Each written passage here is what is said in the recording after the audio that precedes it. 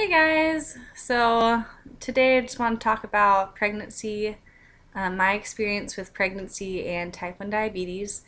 So hopefully this helps someone out there and just sharing our story and helps helps others that haven't been pregnant yet with diabetes know what to expect and um, you know interested to know what your comments and thoughts will be.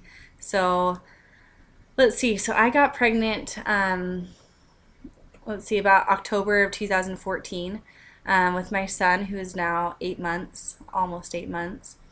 And, um, and I did do a lot of preparation. I really worked hard getting my A1C down before I conceived.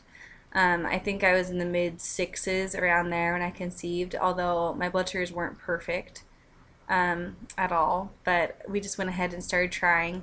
And when before I even found out that I was pregnant, um, my that first few weeks before you even know you're pregnant, then my blood sugars were spiking like crazy. They were so high, so when I actually found out that I was pregnant, I freaked out. I started crying. I was like, I've had the worst blood sugars I've had in months in the past couple weeks, and then since then, I've realized it's actually pretty common that your blood sugars start spiking right when you first get pregnant.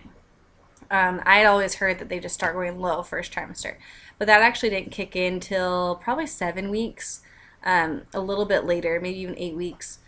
So that was what happened to me. I did spike high at the very beginning, and then I did start getting those crazy lows. Needed definitely less insulin, and exercise, man, would just shoot me so low in that first trimester.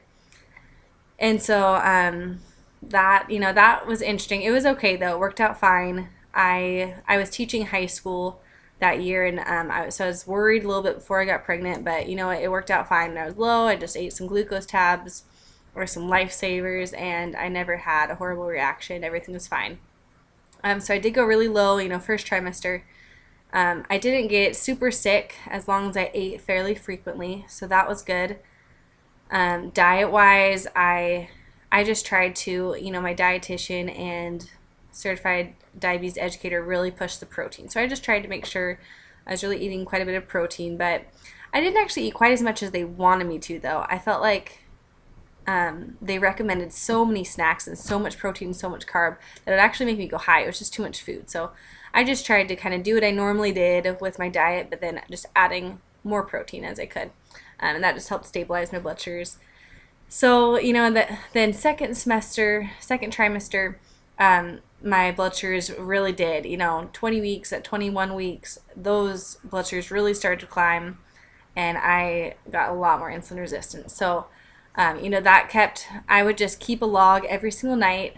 I'd write down my blood sugars and really pay attention to those patterns. I would take my blood sugar before meals and 1.5 hours, 1 or 2 hours, kind of depended, after meals, and just really trying to keep those meal blood sugars in check and make sure they weren't going too high. I checked a ton when I wasn't on the CGM, especially. I would check sometimes up to 15 times a day, especially if I was eating, if I had a really crazy schedule or my eating was off, then I really checked a lot just because I wanted to make sure that that wasn't shooting up really high for a lot of hours. So, kept going. So second trimester was good. I started taking more and more insulin, and I really got comfortable with, I'm not going to feel like your body just needs more insulin. You just got to take more if you're getting a lot of high blood sugars. So I just cranked up that insulin, and by the third trimester, I was definitely taking at least double, maybe even over double. And a technique that I used to help me all throughout pregnancy, every time I had a high blood sugar and I wasn't right at work in the middle of doing something, then I exercised like crazy. I mean, not like crazy, but I just did small little things. So like taking a walk after eating, or even if I didn't have very much time, just doing like 20 squats, 20 push-ups, some mountain climbers, just doing a really quick workout to kind of get my blood moving and get that blood sugar down. Or, and this is especially when I was so insulin resistant. And sometimes I'd even do just dance and do a couple dances, and that really helped so that I wasn't staying. It just made me so nervous having a high blood sugar for a long period of time. So that was really good. I didn't have my A1C taken that many times during pregnancy, but the few times I did, I had an A1C of 4.8 and 5.2, I believe 5.4. So I definitely had the best blood sugars I've ever had, and that was reassuring that I could do it because I was so nervous about it.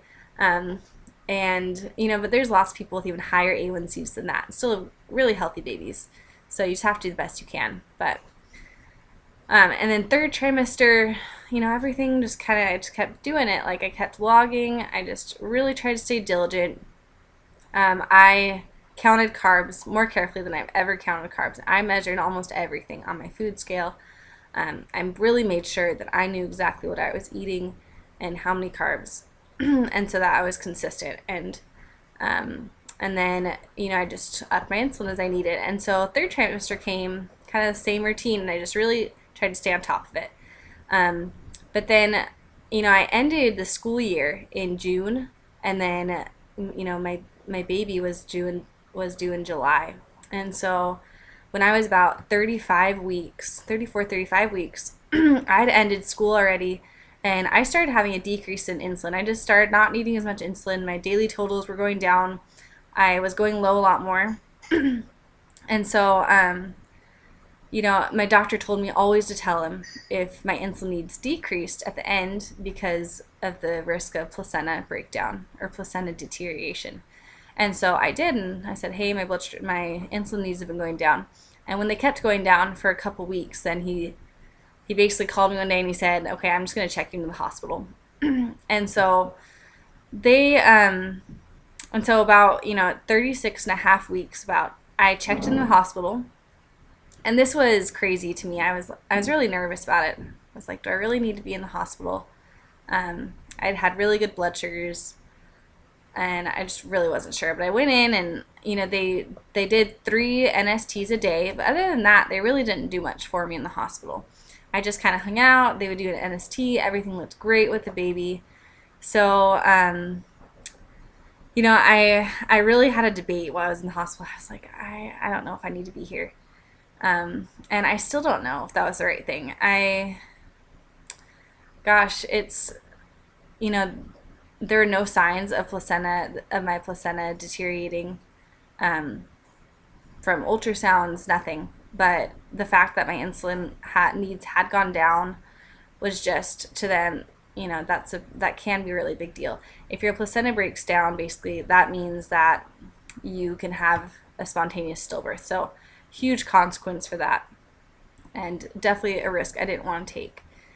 So, I just hung out in the hospital. I waited, just kind of kept seeing how it was going. And I think part of it, to be honest, part of the reason my insulin needs decreased was because school ended. So school had been a little more stressful. I also wasn't eating quite as well at the end of the school year. Just everyone was having parties, and I think that I was just at home. I was more relaxed, eating a little bit different diet. So I think honestly that was why. But it was just hard to decide to take that risk. And my doctors were really worried, just wanted to make sure that nothing happened. And so I stayed, and they decided that they would just induce me at 38 weeks. And so before I was even considering, just going to full term, since I had good blood sugars and everything. But we decided to induce it at 38 weeks. So, the night before, they started me on the cervix softening drug, and I actually, Eli, my baby, he didn't react well to it. His heart rate kept dropping after contractions. And so even like at that small, when they even just barely started the induction stage, they had to come in and put an oxygen mask on me as I was sleeping. And that should have been almost a sign, it wasn't going to go well the next day. So they started me on Pitocin. I still hadn't even dilated. I wasn't even until 1 centimeter by morning. And, or I think I dilated a tiny bit, but he was up high. I really wasn't showing signs of going into labor. And so the next morning they started me on Pitocin, and it was a very small drip. But again, every time after a contraction, the baby's heart rate would just drop. And they would put the oxygen on me, and we tried for about an hour just to even start upping the Pitocin. And I just, I wasn't making any progress at all. And so, gosh, it was hard. It was stressful. Um, I really wanted to have a natural labor and delivery, and just the fact of being induced, before I was even ready, before he dropped down, before any signs my body was ready to go into labor was hard. And so they came in and they said, we gotta put you down. We need to have a C-section because this baby isn't reacting well to Pitocin, and you're not going into labor. So you're not progressing at all. And so it was all really fast, really sudden. And they wheeled me down the hallway about 1 minute, and next thing I knew, they performed the surgery and got him out. And so, everything turned out well. He was a really healthy baby. He was 8 pounds 5 ounces. So, who knows, if I'd have waited, maybe he would have been really big and I couldn't have had him anyway. But he was healthy, not great blood sugar when he was born. They did take him down to the NICU when he was born, after he was born, but just for precautionary. So that was something I wasn't prepared for. If I could go back, I would definitely ask them under what conditions they'll put your baby in the NICU, because he had absolutely nothing wrong with him, but they just took him down just to check his lungs and everything, and everything was fine. So, that's something that I'd like to be worried about next time, because I thought it was only if he had a low blood sugar, but they actually just took him down there anyway. And so that was something I would also ask. I really wish I could have known if my placenta was breaking down. I would have loved to know that. But the doctor it just also happened so fast. I actually just met that doctor. It's just a doctor who was on call. And I just wish I would have known also that. I would love to know if that was the reason for my lower blood sugars. And, I don't know what I'm going to do with baby number 2. If my insulin needs at the end start going down. I don't know exactly what I'm going to do. I don't know if I'm going to kind of trust that everything's okay, or if I'll do the same thing. I think I'm just happy I have a healthy baby, so I really don't regret being induced early, but it wasn't the best in terms of induction. It just, I think a natural labor would be a lot better. So, breastfeeding went great.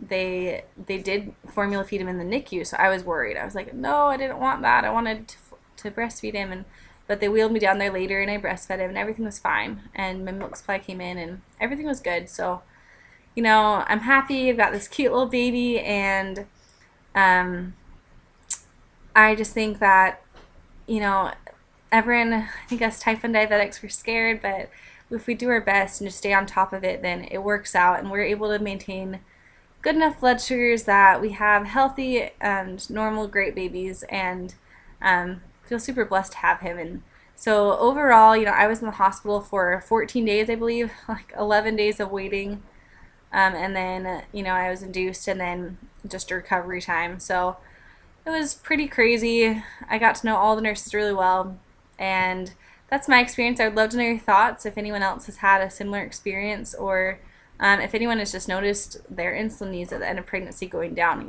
I would just be interested to know. So I hope you have a great day, and that this, hope you like hearing about my experience. All right, have a good one.